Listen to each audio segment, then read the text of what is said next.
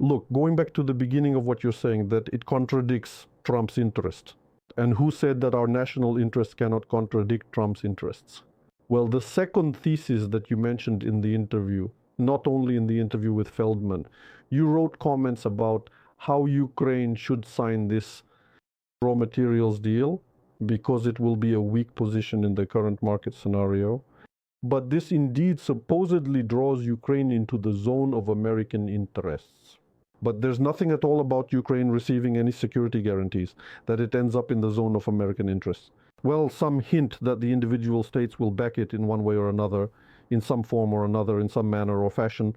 So it all looks like we're being prepared or arranged in a way that sets us up for specific obligations in order to fulfill them. That is, we have obligations. We must supply raw materials to some questionable and potentially dubious fund managed in a manner that is somewhat from the American side, which has a 3-2 advantage on the financial operations. And basically that's it. And then all your discussions about a broad project just fall apart in this logic because there simply won't be any resources. Well, what broad project, what modernization project can there be when a country's resources are simply being extracted for hundreds of billions in the long term? And besides, it is absolutely essential to carefully consider that who said that potentially another invasion won't follow this deal in the future? Just like with the Polish-Lithuanian Commonwealth in the 18th century, first partition, second partition, third partition, they kept making some agreements, some pieces, and then they just simply took and divided it. Let's go in order. First and foremost, our interests can certainly contradict anyone else's, and they visibly contradict the interests of almost everyone, except maybe our closest neighbors, and even then they don't align. Second, we are not obliged to please Trump. We are not obliged to please America. We are not obliged to make concessions to it. We are not obliged to anyone at all. We are only obliged to look at the reality we are in and what we want to achieve. We are not even obliged to build a large-scale project for the simple reason that there are no resources for it anymore. And we are treated as people who, first, do not keep their word, cannot maintain a strategy, are full of contradictions, and blame everyone around while thinking that everyone owes them. Therefore, practically, this deal with the land metal is a deal of introducing external management in Ukraine, most convenient for the Trump administration, simply because they have come to the realization that we are not just unreliable, but also not trustworthy partners, nor are we even somewhat predictable players. They have no sentiments towards us or the Zelensky administration.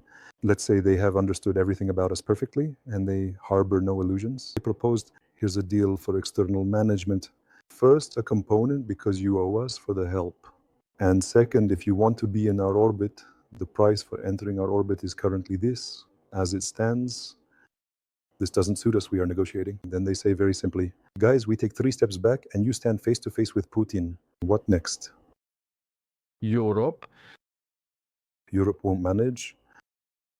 Europe won't manage on such a scale, but on some scale it will manage kind of, yes, pull. Europe is weak, fragmented. It doesn't have the resources to conduct policy. They are infected with the European ailment, or rather the Ukrainian ailment. They make promises that in no way correspond to their real capabilities. Look, a brief history over the last 3 weeks in London and Brussels.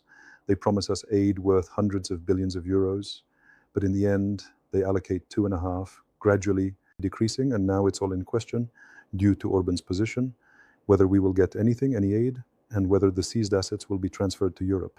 Europe is a structure that took 18 years in total to agree on a standard for electrical sockets. How long do you think it will take them to build their defense and rush to help Ukraine? Putin doesn't consider them a factor. Trump doesn't consider them a factor. Xi Jinping doesn't consider them a factor because they see what Europe is doing, how slowly it does it, awkwardly, and how much it doesn't match the declared ambitions. Europe is Macron, very bright speeches and nothing.